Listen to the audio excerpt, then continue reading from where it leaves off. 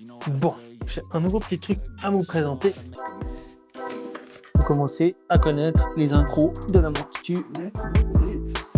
Aujourd'hui, on va parler d'un gros truc.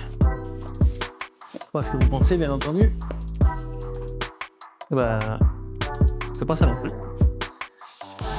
C'est ça. Donc si ça t'intéresse, tu t'assois et on embarque. Bienvenue sur la chaîne de Raptor Tech. Aujourd'hui, on va tester un MOSFET de chez Ascu. Je ne sais pas si je dis le nom juste. Donc c'est une marque européenne qui propose des MOSFET pour différents types de répliques. Je vous mettrai la liste complète un petit peu par là de tous les modèles qu'il y a pour un peu les répliques exotiques. Ils font bien sûr pour V2 et V3. Moi, ce qui m'intéressait, c'est de voir les produits pour les trucs un petit peu exotiques comme là une M249 ou autre M14, P90. C'est ça, des fois qui pêche un petit peu sur le marché, c'est que vous avez des chouettes répliques esthétiquement, mais à l'interne, bah, si vous n'avez pas de MOSFET ou quelque chose d'intéressant, les performances des fois sont pas hyper présentes. Concernant les tests et le montage, ça se passera à l'étage. On va aller à l'atelier pour monter tout ça, tester plus en détail, passer au chrony pour vraiment voir si on a un gain de performance, une sensation différente. Là, je fais juste la petite présentation du produit. Donc, pour ceux qui ne savent pas, un MOSFET, c'est un petit boîtier électronique qui va venir dans la gearbox principalement. Il existe des MOSFET qui se mettent, on va dire, entre le câblage et la batterie.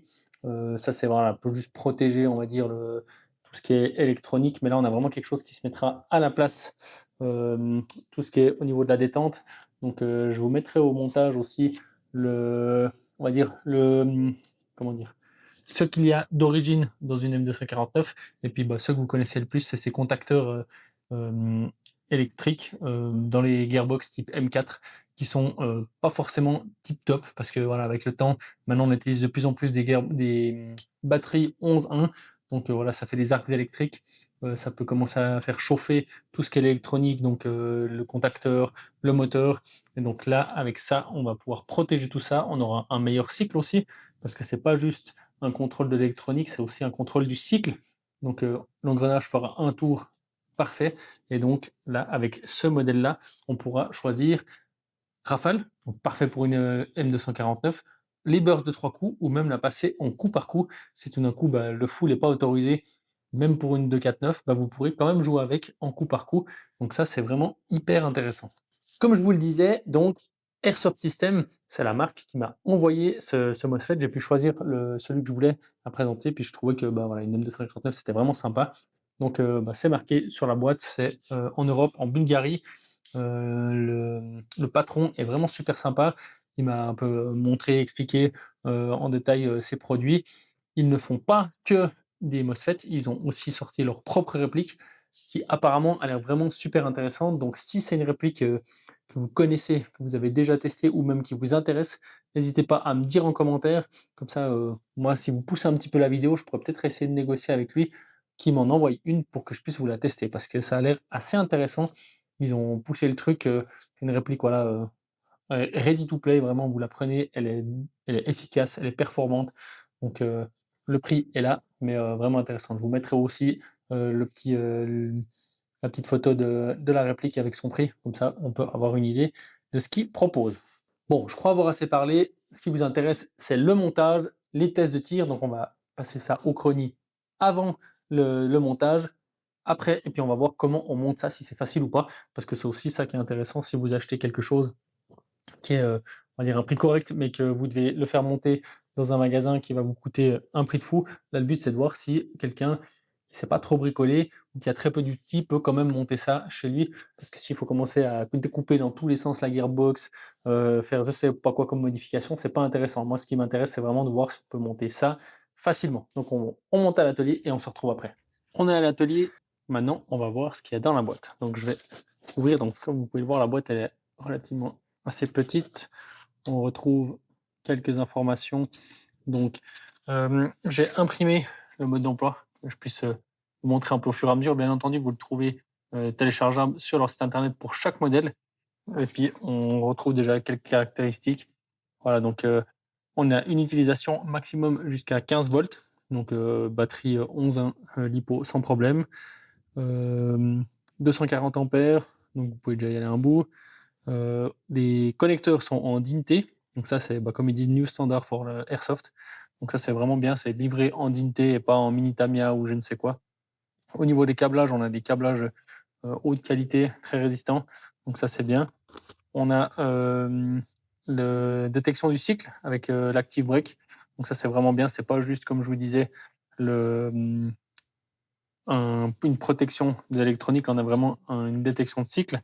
On a aussi les différents modes qu'on peut mettre. On a le pré-cocking en semi. Voilà, à vous de voir si vous aimez ou pas. Et puis, on a toujours la sûreté mécanique. Ça reste toujours la même chose. On n'a pas de capteur optique ou je ne sais quoi, comme il y a sur, par exemple, les Titans ou autres. Donc ça peut être bien ou pas. Au moins, vous n'aurez pas vraiment quelque chose de réaliste et pas quelque chose de, on va dire, un peu trop électronique. Je disais donc, on ouvre la boîte et qu'est-ce qu'on a dedans? Donc, un petit sachet, ça c'est des sachets spécifiques pour éviter tout ce qui est l'électricité statique. Donc là, on a 2 petites vis avec une petite cale. On verra à quoi ça sert. Et puis, dans le sachet, je ne sais pas, là-dedans, il n'y a rien d'autre. Le MOSFET en lui-même. Donc, le câblage, on voit que c'est vraiment du costaud. Donc, ça, c'est vraiment bien. Une belle prise aussi en DINT. Les 2 prises qui iront sur le moteur. Et au niveau de la pièce, donc on voit le AS pour Airsoft System. On a voilà, un petit capteur ici, un autre là. Comme je vous disais, c'est une entreprise qui a voilà, quelques années, je crois environ 16 ans. Donc c'est pas quelqu'un qui débute dans le monde de l'électronique. Et pour qu'ils sortent leur réplique à eux, c'est aussi signe de qualité pour ma part. Pour le mode d'emploi, donc ils expliquent voilà, ce que je vous ai déjà expliqué. Donc la première étape, et ça je vais vous la passer en accéléré, ça va être de démonter toute la réplique et afin d'aller jusque dans la gearbox, donc ouvrir la gearbox en deux. Et ça, voilà, c'est du démontage d'une M249 standard. Donc je vais vous la passer en accéléré.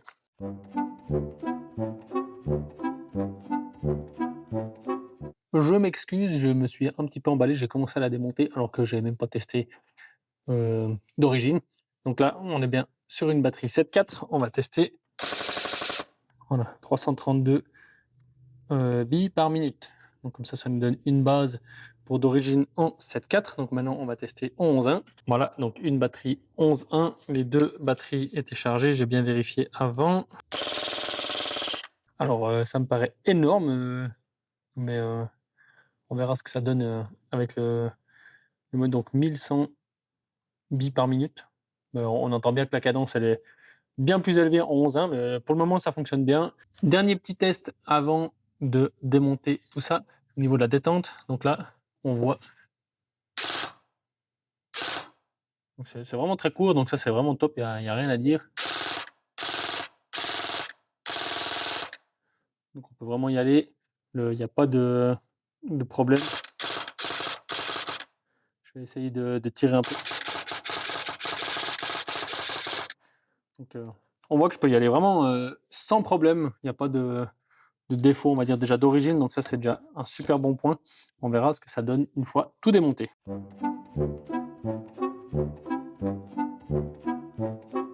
J'ai fini de tout démonter. Donc, comme vous pourrez le voir, la gearbox avait déjà été modifiée parce que c'est une qui vient du Blue Back Shop.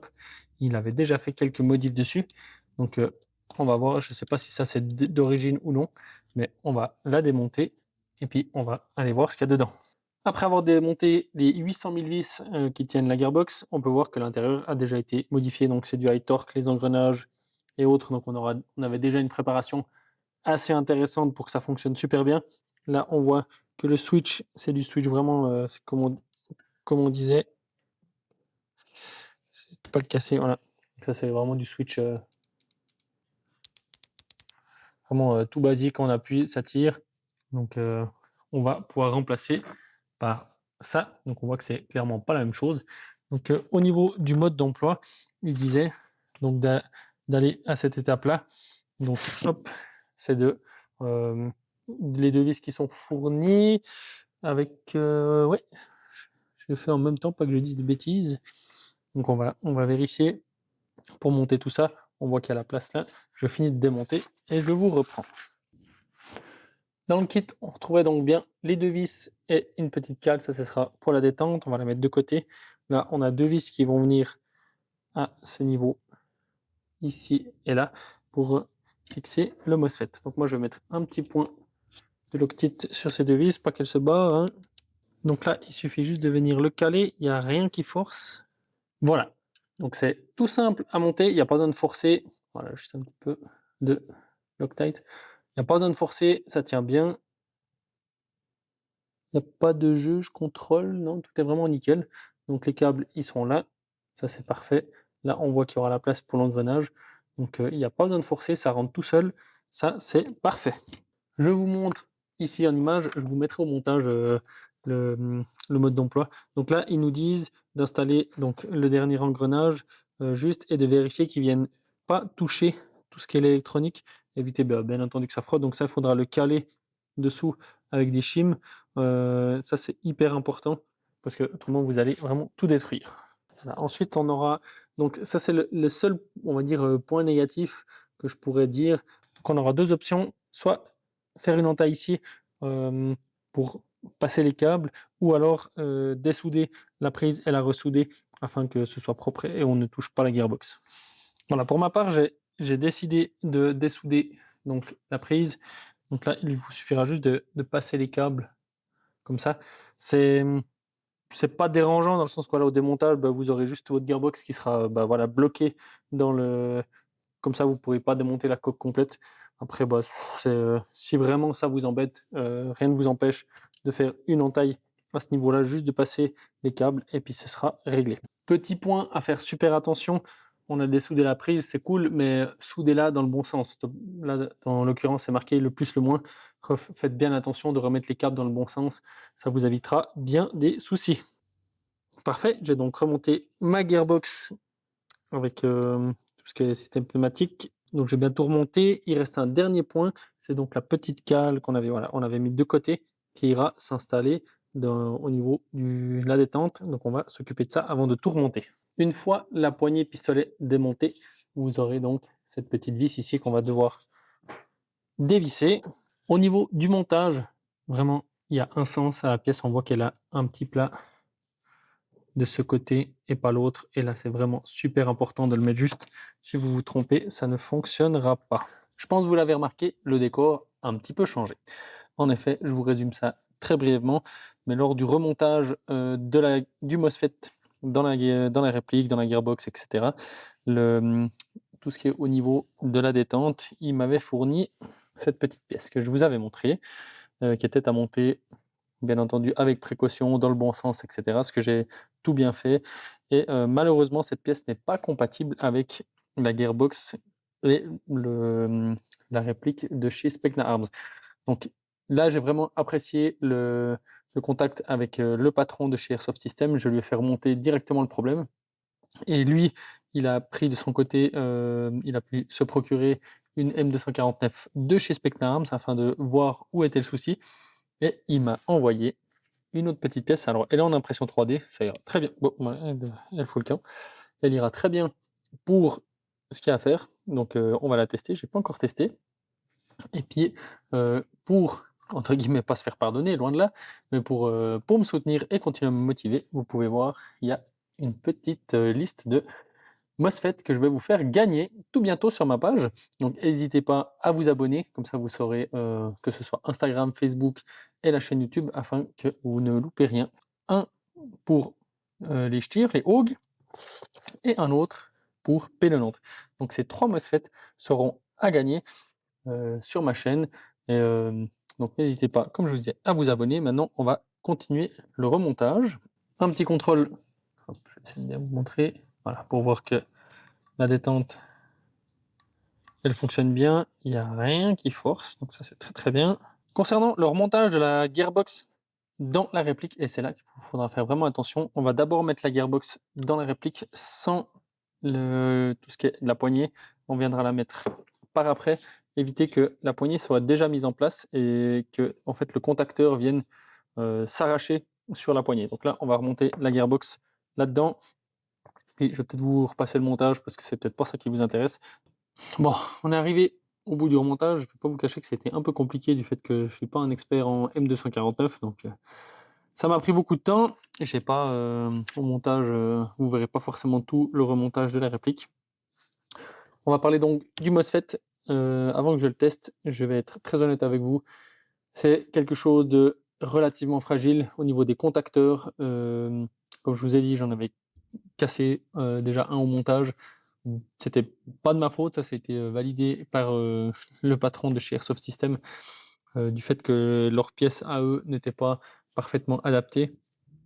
Mais j'ai remonté donc tout et j'ai à nouveau cassé un contacteur sans forcer, hein. Je vous dis, j'ai vu que j'en avais déjà cassé un, je me suis dit: «On va pas faire le sauvage». J'ai juste remis la poignée pistolet tout doucement, en la bougeant un petit peu en avant, en arrière, il s'est cassé.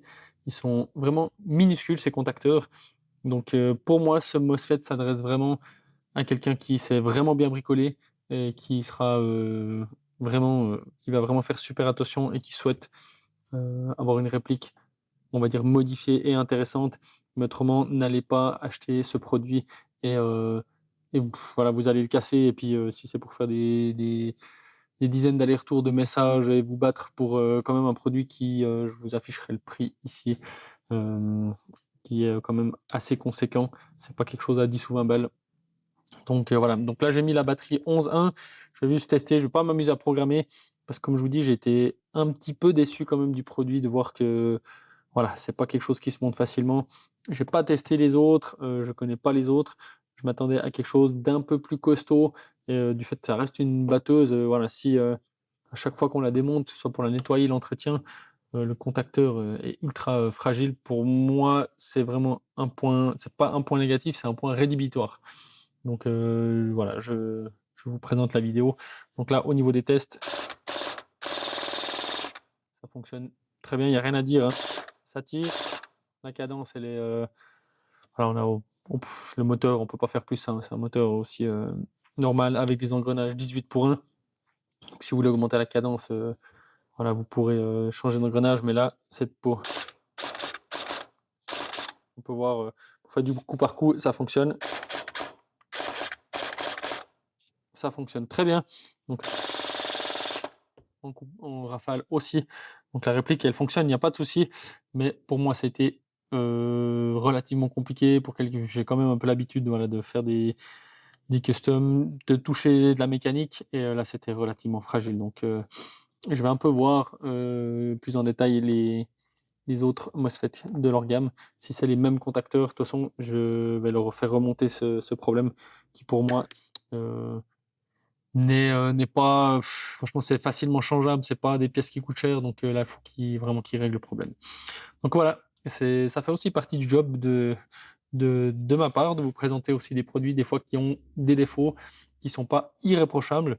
On verra s'ils modifient ou pas le produit. Moi, comme toujours, bah, n'hésitez pas à lâcher un petit like, à me soutenir, c'est aussi, grâce à vous. Et puis, bah, comme je vous ai dit, ces produits seront à gagner, dans un prochain concours. Donc moi, je vous dis à la prochaine pour de nouvelles vidéos.